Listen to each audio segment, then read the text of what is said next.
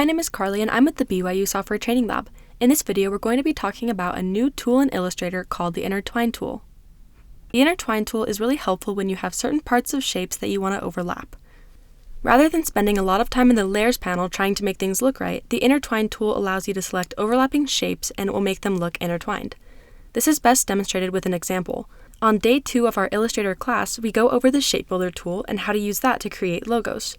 The Olympics logo is 6 circles that are all intertwined with each other. Before the Intertwine tool, you had to use the Shape Builder tool to get this effect, but now it's much easier. I'll start by creating the 6 circles just by using the Ellipse tool and increasing their stroke weight. I'll also make them different colors.